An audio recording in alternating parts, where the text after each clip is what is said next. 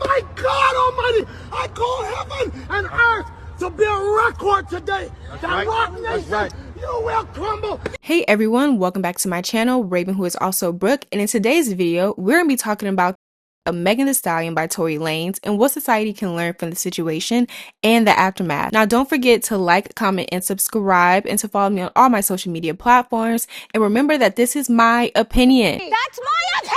And usually I say that nothing in this video I'm saying is facts, but in this video I will have actual facts, and let's just get right into it. Tory Lanez, real name Daystar Peterson, rose to fame in 2016 when his mainstream hit Say It came out, and Megan Thee Stallion, real name Megan P, rose to fame with her breakthrough hit Big Ol' Freak back in 2019. Now, before 2020, when the shooting happened, there were no rumblings of Megan Thee Stallion and Tory Lanez ever being together, ever hanging out together. There are no paparazzi pictures, no blog posts, no rumors. But it wasn't until 2020 when quarantine had happened and Tory Lanez was kind of growing popularity even more when he was doing his quarantine radio live streams. And on a live stream, him and Megan Thee Stallion were seen together and were on live, joking around, having fun. And that's when a lot of blog posts began to be like, oh my God, they're quarantining together. Are they together? Speculating that they're a couple, yada, yada, yada. They were also spotted together at the 2020 Rock Nation brunch. And I remember there's that picture going around of like Tory Lanez looking happy to be by Megan Thee Stallion, just looking fool. And that's when more speculation began to happen that, oh my God, are they together? Are they just close friends? What's going on? So now you fast forward to July 12th of 2020. And that is when the LAPD, mind you, you can find this information on LAPD's website. I will link it down in the description box below. But according to the LAPD's website, on July 12, 2020, the LAPD got a call at 4:30 a.m. for a shots fired investigation.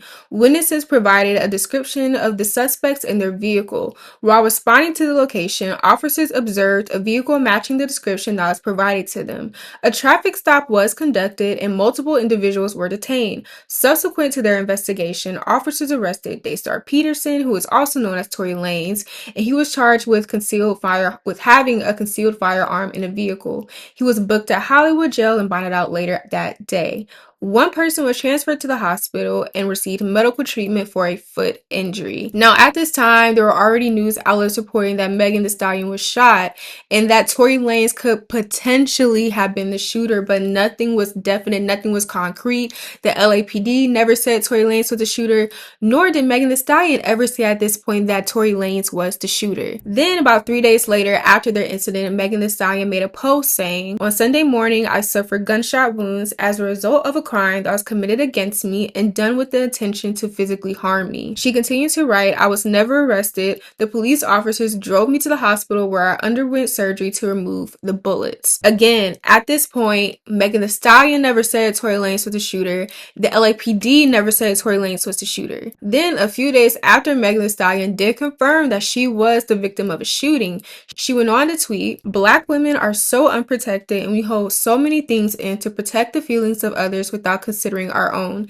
It might be funny to y'all and just another messy topic for you to talk about, but this is my real life and I'm real life traumatized." Now, I want to say this again because I feel like this is very important for when we talk about where we are today, when we get to that point. Megan Thee Stallion at this point has not said who the shooter is. She never pointed the finger to Tory Lanez. Until about a month later in August, she finally revealed on live that it was Tory Lanez that did her. She went on to say, "Y'all are so worried about it. Yes, Tory shot me. You shot me. And you got your publicists and your people going to these blogs lying. Stop lying. Why lie? I don't understand. I tried to keep the situation off the internet, but you dragging it. You're really dragging it. People are talking about I hit this person. I never hit you. People were like, oh, she's mad because he was trying to fuck with Kylie. No, I wasn't. You dry shot me." Now, when Megan Thee Stallion finally revealed that it was Tory who shot her, he was silent until about another month later where he made a tweet saying that he was sorry to his fans and he had something to announce or going on at 9 p.m. that night. And then the next day, that is when he released an album. And on that album, he said something very interesting, which again, we're going to come back. It's all going to circle back around when we talk about where we are today, when we get to that portion of the video. This is what this man said. In the song, he basically says that he is innocent and that Megan was not at all and that she is lying. And again, this is all going to come up when we get to the later portion of the video. Now, after it was revealed that Tory Lanez was the shooter and he was charged for shooting Megan Thee Stallion in October of 2020, and those 3 charges that he was charged with were assault with a semi-automatic firearm, possession of a concealed unregistered firearm, and negligent discharge of a firearm. Now, in this part of the video, I'm going to talk about the aftermath from the public and even the celebrity culture of it all when it came to the shooting of Megan Thee Stallion. A lot of people came to Tory's defense really fast, men and women. And something I found interesting is that a trial hadn't started yet, no evidence had came out yet, but people were so quick to defend him and so quick to call Megan a liar. Some of those people include The Roach, DJ Academics, Joe Budden, 50 Cent was making jokes about it. A lot of people were making insensitive jokes about it. However, the 2 big things that made me look really sideways as to how people were responding to the situation, and in return, I feel like egged on people more, celebrity or not, to the first thing was when in 2021 DaBaby was at Rolling Loud, the same festival that Megan Thee Stallion was also performing at that night. Now, at this time, Megan Thee Stallion had an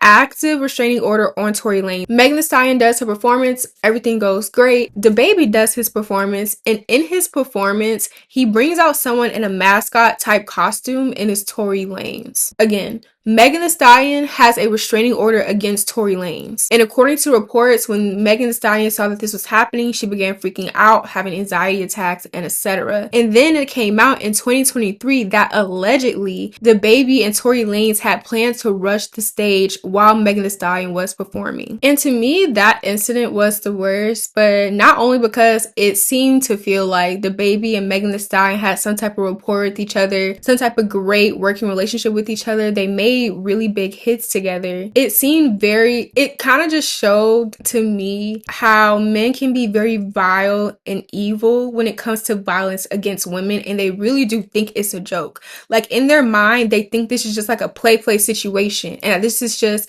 something to have shits and giggles about. To this day, I still don't understand it. I never will understand it, and I think it's evil as hell. And then in 2022, Drake decided on his collab album with 21 Savage called Her Loss. In the song Circo Loco, he wants to make a line saying, "This bitch lie about getting shots, but she's still a stallion. She don't even get the joke, but she's still smiling." And to hear this from Drake, who is a big mainstream rapper and who has a lot of influence amongst males, especially the younger generation of males, it was just, again, a very evil thing to say. Because even if you feel like this person is innocent, it has not gone to trial yet. So who are you to say that she is lying? Nothing has even happened yet. It's one thing to say, oh, get my friend off these charges, which is bad enough in itself. But to say that someone is straight up lying, you have not even seen the evidence. You haven't even tried to see the evidence. You don't know what they got on that person. And also, Drake and Tory Lanez used to get into it in the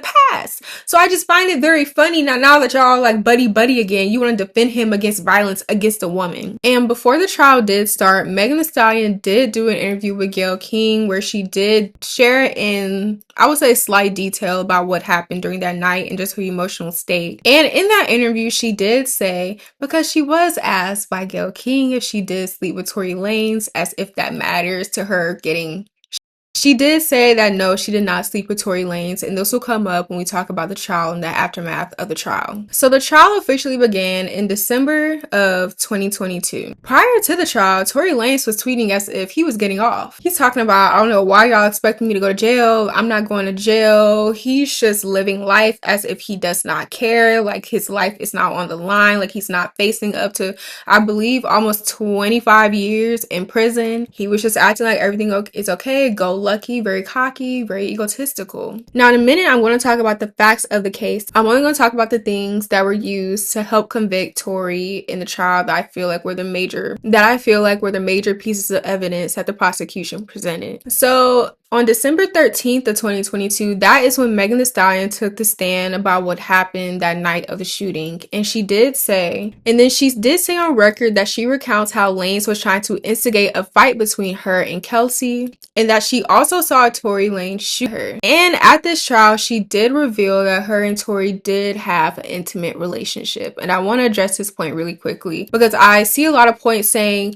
well, if you lied about sleeping with him, you lied about getting shot. Lying about sleeping with someone versus lying about getting shot are two different things, and I do not want us to act dense here. And I don't want us to act like we all don't have that one person where we're like, damn, why did I sleep with that person? Why did I talk to that person? Why did I give that person the time of day? Why did I even make eye contact with that person? Like, I don't want us to act dense right now. And I don't want us to act like her sleeping with him has anything to do with her getting shot. What the fuck does her sleeping with him now negate the fact that she was shot? What does that even matter for? Like, what are we trying to establish here? Because when the narrative came out that she did sleep with him, then people started to say, oh, she's just doing this out of jealousy because he wanted Kylie and da-da-da-da-da, or he wanted Kelsey and it was all jealousy. And it's like, god damn it. So even if she did tell the truth on the first time when she was on that Gayle King interview, y'all would have spun that to make it be like, oh, see, now she's lying about him getting shot because she was just jealous that he wanted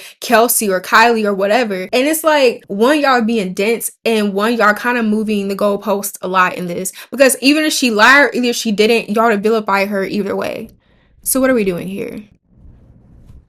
What else is new? And again, I'm not even, because I know a lot of people love to say when you're going off emotion and your facts can be misconstrued and da-da-da-da-da. No, baby, this is logic. Her sleeping with Tory versus her getting shot have nothing to do with each other. It has nothing to do with each other. It has no correlation. Now, it would have been different if Megan Thee Stallion had lied about evidence, had lied about if she lied about evidence, she tried to tamper with evidence, if she tried to say that someone else did shoot her and Tory didn't, then okay, you have no reason to act dense. And you may just have an argument. But again, I'm gonna say this for the fifth fucking time. Her sleeping with someone versus her getting shot has nothing to do with the situation. So moving on. 2 days later, after Megan Thee Stallion gives her testimony, that is when we get testimony from Kelsey Harris. Now, mind you, Kelsey had immunity throughout this whole entire trial. And on the stand, Kelsey did testify that she didn't see Tory shoot at Megan, that she didn't hear a dance bitch comment, that Megan did say that Tory said when he was shooting at her. Now, when this happened, this was a major blow for the prosecution because Kelsey had previously told authorities that Lanez had threatened her. And that is when Tory's defense started to say that at the time of the shooting, that's when the DA was coercing her to give out a different story than what the truth is. And then that is when the prosecution had to get in hers. And then that is when prosecution tried to get her interview that she did earlier that year, 2022, in September, where it was an 80-minute long interview. And in the interview, they say that Harris sounded more relaxed and more sure of her recollection that night, and saying that Tory was attacking her or Megan. And again, that is going to come up when we get to a certain witness. Now, when we get to this point, this is when we find out that the DNA on the gun was inconclusive. And when a lot of people hear this point that the DNA was inconclusive, I just want to say, now to the person who is saying, oh, the DNA was inconclusive, so that means Tory didn't do it. That does not mean that Tory didn't do it. And that also doesn't help someone who is probably saying, oh, the DNA is inconclusive, so that is possibly 100% could be Tory's DNA. Neither one side is right. So again, because people don't like me use emotion, I'm just going to use logic. Inconclusive means that they cannot tell whose DNA was on the gun. They can't come to a conclusion. So that means that you are not right when you are saying that that's Tory's DNA, and you're definitely not right when you're saying, oh, because it's inconclusive, that means that Tory is innocent. No, that means that they cannot find out whose DNA is on that gun. Someone's DNA is on that gun. They just cannot conclude whose DNA it is. So next, now there is a witness named Sean Kelly who was living in a house that was very close to where the shooting had occurred. And he did testify, and I'm going to bring up this testimony 2 different times. This first time and a second time later in the video. But he did say, I want to be very clear, I never saw a gun, okay? I just saw flashes. He did say that he thought the first flash had come from near Harris, and he thought that it could be fireworks. And then he saw Tory exit the vehicle. He then continues to say, I just saw he was very angry, shouting, and then flashes that came from him. He was firing everywhere.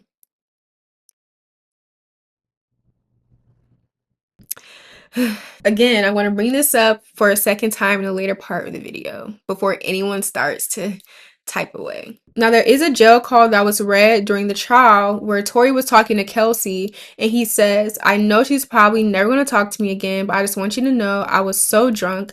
I don't even know what was going on. I will never do anything like that. Regardless if I get out of here today or not, I just want to let you know I'm sorry. I'd never do anything like that if I wasn't drunk. You feel me?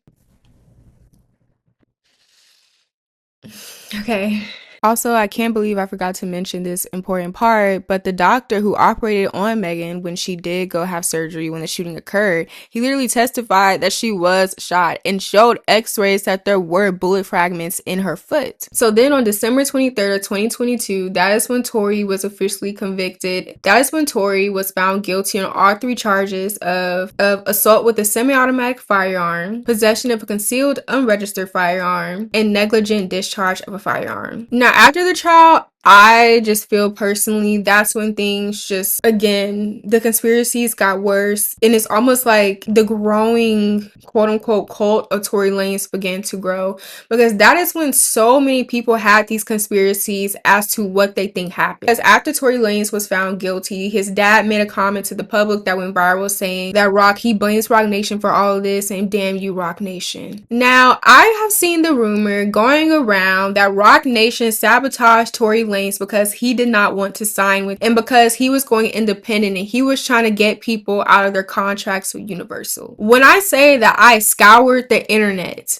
to find any type of quote, anything that Tory said himself where he even alludes that he was in talks with Rock Nation, because I don't see during the trial all this happening and Tory not even saying a lick of anything of Rock Nation being involved. They didn't start doing that until after the trial had ended and he was found guilty. Because if you also don't remember, he tried to blame one of his lawyers for being an affiliate of Rock Nation and setting him up to be sabotaged. And again, I literally went through the internet trying to find any article, any live, any tweet. There is nothing linking Tory Lanez to Rock Nation or him potentially being signed to Rock Nation. Yes, he was going independent and he left Interscope Records. And then I tried to look up, well, does Rock Nation have ties with Interscope? And turns out Rock Nation has ties with a lot of labels. It's not like Rock Nation was just exclusively working with Interscope, but had like a joint venture with them. So I don't know where that rumor comes from. And even when you go on Reddit and you see all these threads and you're trying to find evidence, there's never evidence. It's always just people saying, well, you know, he was trying to sign with Rock Nation. And then someone is always like, well, what's the proof? Like, where is this coming from? And they never have anything. So literally, Tory's dad just saying that one thing started this chain reaction of this theory that Rock Nation is now trying to sabotage Tory and ruin his life. Like, even when you look at this Reddit thread here that I'm looking at, it's the same thing that I have been saying. You can literally go through the internet as deep as you possibly can, and no one can ever find a video, an article, even a blog post, just nothing of Tory ever mentioning that Rock Nation wanted to sign him. And again, it just does not make sense that he would wait until after the trial to say this. Why wouldn't you start saying this during the trial? You waited until you were already convicted. And even this person pointed out that the lawyer was his own friend, and the reason she left is because they were trying to go with the defense that Kelsey did it. But even they knew that was not a plausible defense to go with. That was going to get him off. That wasn't going to get him what he wanted.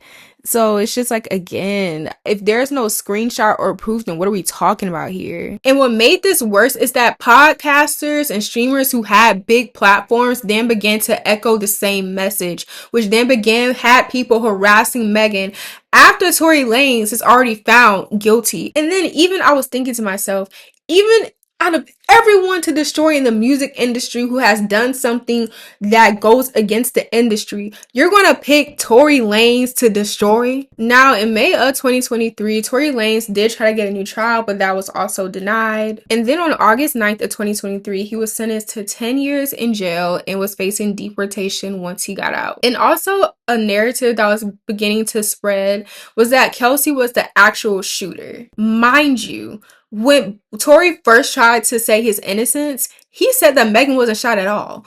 But then there are rumblings from people around him, people in his team, saying that Kelsey was the shooter. And also Tory's bodyguard, who never testified, who was never called by the defense, all of a sudden wanted to say, oh, Kelsey was the shooter. Where were you during the trial? What? Now in 2024, that is when more reports were starting to come out that Kelsey was the potential shooter and that Tory was innocent. Megan also filed a restraining order against Lanez in 2024 saying that he was using third-party online bloggers who Peterson employs to spread defamatory statements about Pete, who she claims was being paid by Lanez to spread false information about the case. Now, while in jail, Tory did try to release another album where he's again maintaining his innocence. And you had all these people coming out of the woodwork saying that evidence was going to be released that year, saying that Lanez was innocent. And again, nothing ever came out showing his innocence. It was again just people talking. Lanez also tried to say that the gun and the bullet fragments from the case were missing and that the state of California had purposely misplaced them.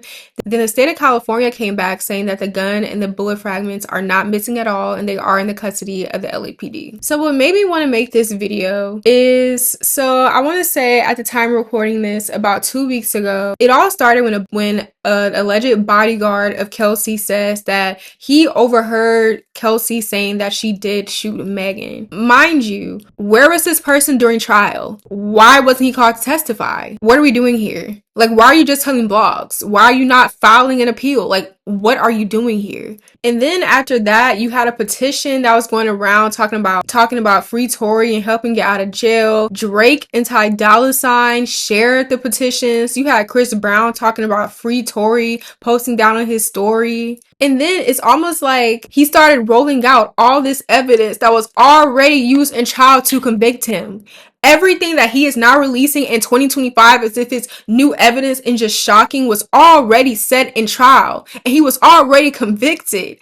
But yet people already have this idea in their mind that he is already innocent, that they're not seeing or even care to do more research or to read more to know that these things were already said during trial. Those pieces of evidence were already presented during trial. Now I'm going to backtrack because after the affidavit from the bodyguard was signed saying the former bodyguard of Kelsey was signed saying that he overheard that Kelsey was the shooter, U.S. Representative Anna Paulina Lana from Florida then came out saying that Tory was innocent and that in 36 hours, evidence was going to drop saying his innocence. And nothing came in 36 hours. Then a few days after that, she releases an audio that was already used in trial where you can hear gunshots happening. You hear 5 gunshots happening. Why she released that footage as if it was supposed to help his case, I do not know. Because in the footage, it's not like you hear Kelsey saying she's shooting the gun. You can't even see anything. But you do hear gunshots.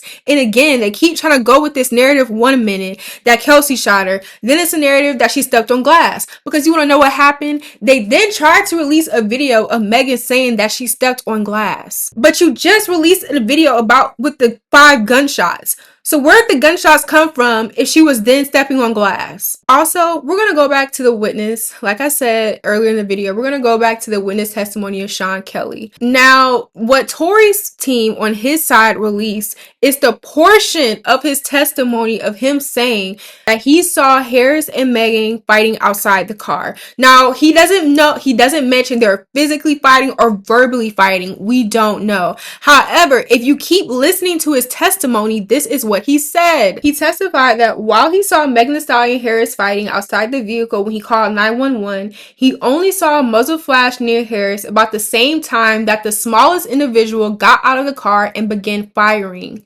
I want to be clear, I never saw a gun, okay? I just saw flashes. He thought the first flash came from Harris, and he thought that it might be fireworks, and then Lanez exited the vehicle. And again, like I said earlier, he says, I just saw he was angry, shouting, and then the flashes that came from him. He was firing everywhere. He then goes on to say that Lanez fired 4 to 5 shots, and then he called Lanez's actions a torrent of abuse, but he didn't a torrent of abuse. Now, he did say that he didn't hear the dance bitch, which Megan Thee Stallion had said that Lanez had said, but mind you, he wasn't really anywhere close enough to hear that. And even when he says that he wasn't close enough to hear any of that. But mind you, he wasn't close enough to hear anything that he really necessarily said. He can only see what is happening. He then testifies that she crawled and stumbled across the road into my neighbor's driveway, which is a small bridge, and she curled up in a ball. He then said that he saw a larger man, Lanez's bodyguard driver, Jaquan Smith, had also got in the car.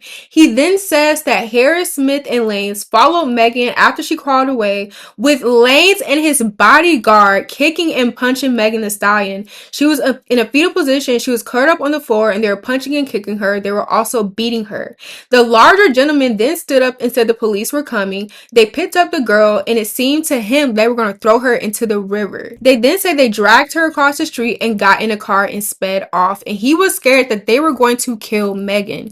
He then testifies that Lanez had hit Kelsey during the altercation. A details Harris said that she couldn't recall during her testimony, but literally when she talked to prosecutors in September earlier before the trial had started, she does say that Lanez did put his hands on her. I also want to bring up, while we're talking about how Kelsey got beat by Tory, literally in trial, a text was shown where Harris had texted Megan that night of the shooting and said, should I get a scan at urgent care? My chest is hurting, my left side, back, and neck hurt, but that's from the fighting and him dragging me out of the car by my hair. Like, what are we talking about here? It got so bad that Megan Thee Stallion's lawyers had to literally present a slideshow showing the evidence that was used in trial to convict Tory, and to also refute anything that Tory's team was saying about the evidence that was untrue or tampered with, or just anything negative they had to say about it. And also, I'm going to link that slideshow in the description if you would like to go through it and read it. Now, when I do these What Can We Learn videos, I like to really think about,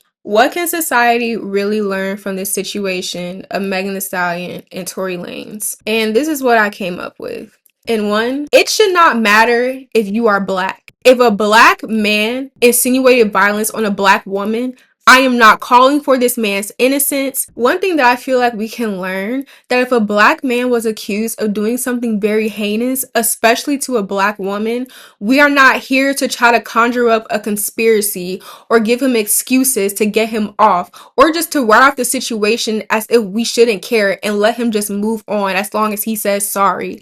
No, I do not care if you are black. If you did something heinous, goodbye. Slam the goddamn jail door. I understand that the world is already very racist when it comes to black people in general, but let's not sit here like everyone wants it to be this big conspiracy that everyone is out to get the black man and that everyone wants to tear Tory down, and it's just this one big conspiracy and everyone keeps saying that, oh my god, all these points in the case don't make sense or someone is lying, when it's like, if you look at the points of the case or any holes that you feel like you have in your head as to what happened, everything shows that Lanez did do it. I just feel like people don't care or want to give the time of day to really sit here and read through the evidence and realize that this man did it. Even the quote unquote lying that everyone is saying Megan Thee Stallion did when it comes to her saying that she was not shot. She already said she said that because she was scared. She was scared that the police were going to shoot at them because there was already a gun in the car.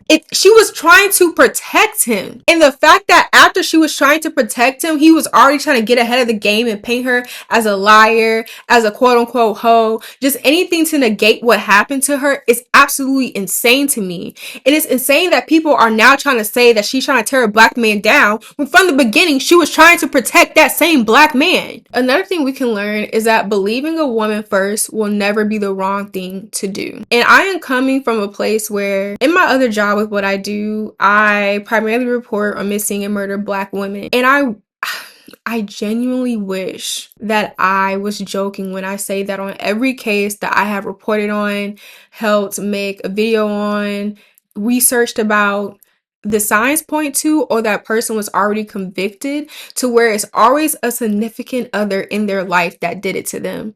And usually the woman was already crying for help, that that person was doing something to them emotionally, physically, or mentally to abuse them. Believing a woman first will never be wrong. If that woman is proven to be a liar, then she's a liar and she needs to be reprimanded for what she did. But I will never sit here and say that we should never believe a woman first when she says that a man harmed her. Who gives a fuck if this man is popular? Who gives a fuck if this man has notoriety? Because that goes into another point that I said society can learn.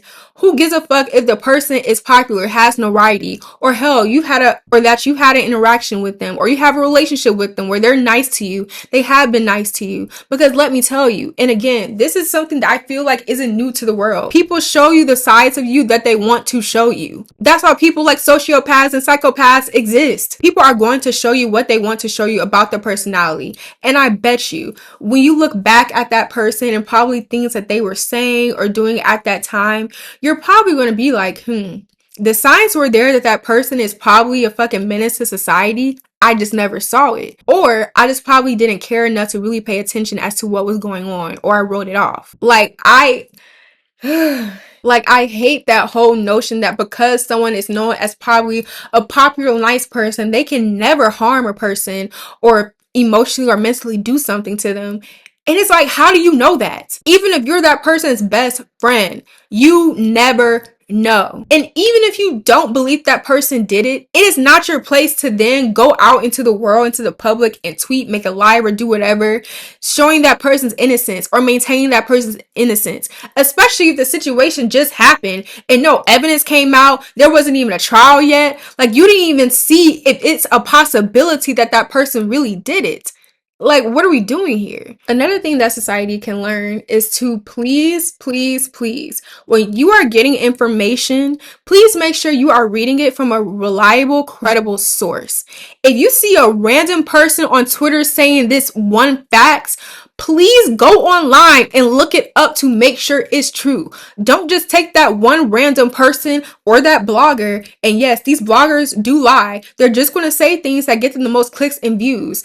Please go on a credible site to make sure that it is true. And it kind of goes into the fact that people don't want to do research for real. Like, why are you trusting this random person whose profile picture isn't even them? It's probably this random celebrity. You're going to take what they said and say, oh my God, that's so true, you're telling the truth. And not even go on Google to see if it's actually true from a credible source. Because I remember a live that Megan did when she was like, y'all see those big black bold letters and assume that everything is true. You didn't even try to see if it's facts. And my last point that I feel like is the most important: if you're going to take the side of someone who has already been convicted and proven to be guilty of being violent towards a woman, but you choose to sit here and gaslight us and say, oh no, it's just a big conspiracy, oh no, the evidence was tampered with, and blah blah blah blah, that is so, when I say stuff like that, annoys the absolute hell out of me. Because don't be dense, just be honest and say, I know this person did a very fucked up thing, I just don't care. I'm still going to support them. Yeah, I do believe they did it, I just don't care. Don't just sit here and act like that person is being wrong or persecuted or railroaded by the government or the industry or whoever. If the concrete evidence shows that person did it, just be honest and say, I know they did it, I know they're violent, I just don't care. Like, just say that and we can all have a very merry life. But don't sit here and act and gaslight people. Just don't. At the end of this all, I just want to say that this situation really showed me that you cannot be someone who is quote unquote pro-black, but when a black man does something to a black woman, you then try to discredit that black woman's story. And you try to say the black woman is trying to tear a black man down, but you're so pro-black. That does not make sense to me. It will never be a thing. You just can't sit here and say that. And it's anything that this situation showed me is that people are always going to take the side of a man first, no matter what. Especially if this man is well liked, popular.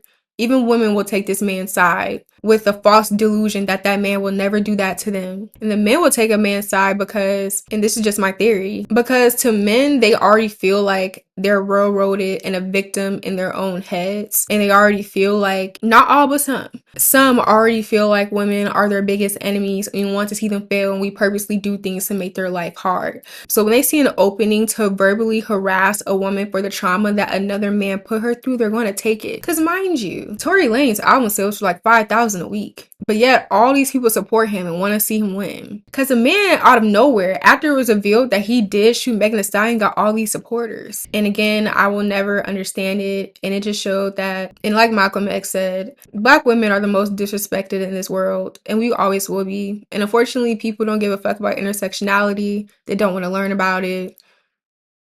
They don't want to see how Black women already face the hardship of being a woman and also being Black.